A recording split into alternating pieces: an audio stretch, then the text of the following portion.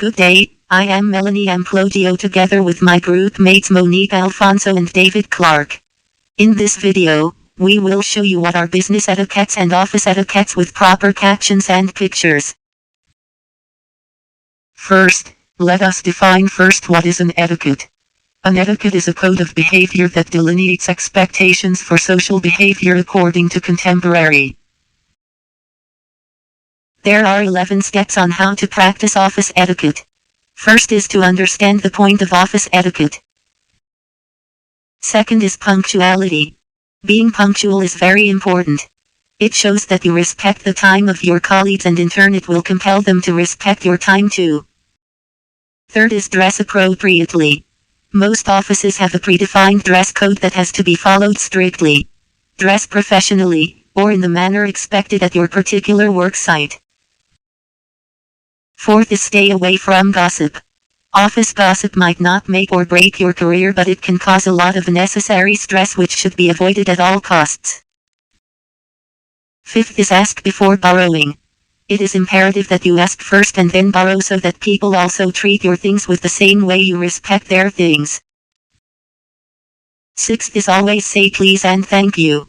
A few nice words can keep the mood of the office uplifting or at least keep the mood from turning foul. Say hello to people in your vicinity when you come in every morning. Seventh is don't consistently interrupt people. If your co-worker is on the phone but you need to ask a question, don't linger. Instead, tap them on the shoulder and whisper that you need them for a minute. 8 is refrain from being loud. For those without an office door to close, the most frequent complaint made is about noise from other people in the work environment. Keeping your voice down should be a priority in all work interactions. 9th is be sensitive to others' need for privacy. Don't read someone else's faxes, emails, mail or computer screens. Only share personal things at work that you wouldn't mind reading in the next week's newspaper. 10th is avoid being a source of odors. Eating odorous food at your desk, removing your shoes or spritzing perfume or air freshener during the day can upset those sensitive to odors. And also, don't forget to take a bath every day. And last is keeping your work area tidy. Try not to be messy. A messy cubicle or desk shows how confused and careless you are, and that you're not clear about yourself.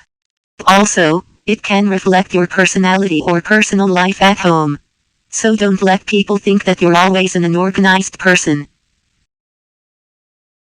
Now, let's go on to the 10 commandments of office etiquette. First commandment. Thou shalt not chew and pop gum loudly, or at all during staff meetings and customer interactions. Second commandment.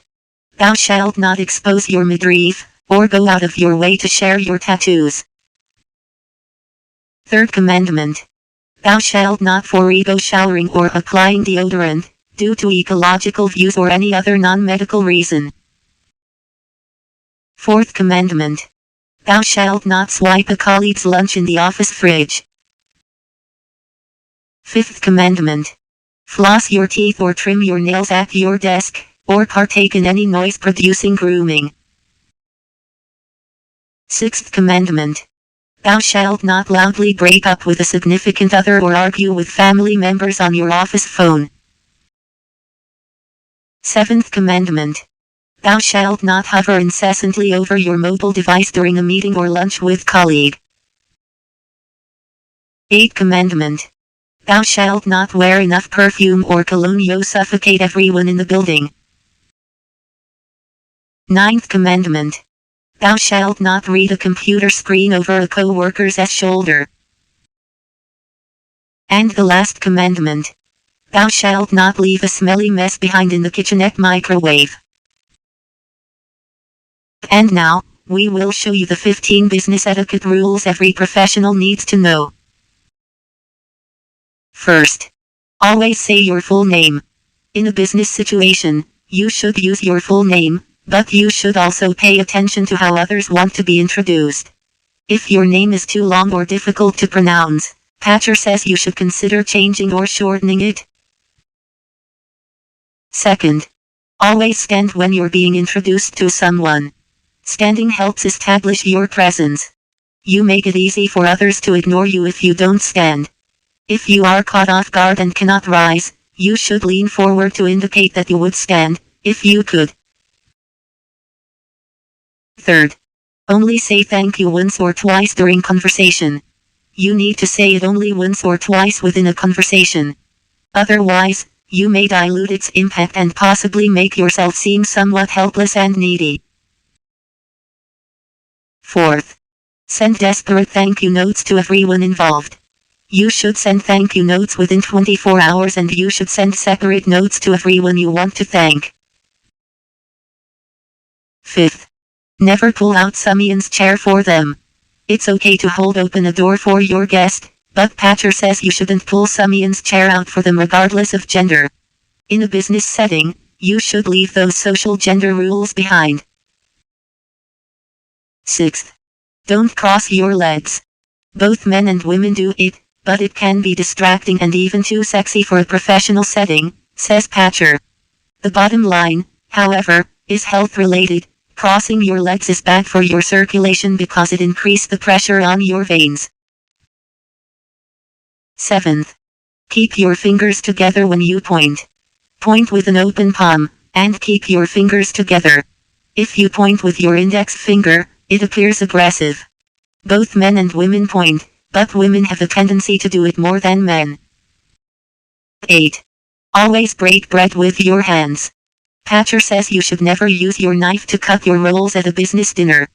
Break your roll in half and tear off one piece at a time, and butter the piece as you are ready to eat it. 9th. Do not push away or stack your dishes. You are not the waiter. Let the wait staff do their jobs. 10th. Never ask for a to-go box.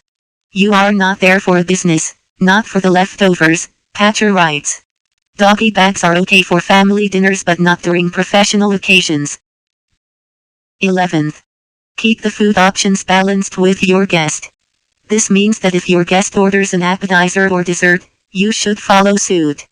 You don't want to make your guest feel uncomfortable by eating a course alone, Patcher says. 12. If the host follows certain dietary restrictions, consider the restaurant they're taking you before ordering. Most people do not impose their dietary choice on others. Nevertheless, you can often judge what to order by the type of restaurant she chooses. For example, if your boss is a vegetarian but chose to meet you at a steakhouse, Patcher says, by all means you can order steak. 13th. Know where to properly place plates and silverware. Remember that left has 4 letters and right has 5 letters. Food is placed to the left of the dinner plate. The words food and left each have 4 letters. If the table is set properly, your bread or salad or any other food dish will be placed to the left of your dinner plate. Similarly, drinks are placed to the right of the dinner plate, and the words glass and right contain 5 letters. Any glass or drink will be placed to the right of the dinner plate. Left and right also work for your utensils. Your fork goes to the left, your knife and spoon go to the right. Also, think BMW when trying to remember where to place plates and glasses. The mnemonic BMW here stands for bread, meal, and water, so remember that your bread and butter plate is on the left, the meal is in the middle, and your water glass is on the right. 14th. The host should always pay. If you did the inviting, you are the host, and you should pay the bill, regardless of gender. What if a male guest wants to pay? A woman does have some choices. She can say, it's not me, it is the firm that is paying. Or she can excuse herself from the table and pay the bill away from the guests. This option works for men as well, and it is a very refined way to pay a bill. However, the bottom line is that you don't want to fight over a bill. If a male guest insists on paying despite a female host's best efforts, let him pay. And the last. Prepare a polite exit. Patcher says you need to be the one talking as you're making the exit. Remember to leave when you are talking.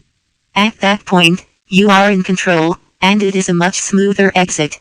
You should have exit lines prepared in case you need to leave a conversation. You can say nice to meet you or nice talking to you or seeing you next week at the meeting. You can also excuse yourself for a bathroom break, to get food, or say you wanted to catch someone before they leave. Thank you for watching.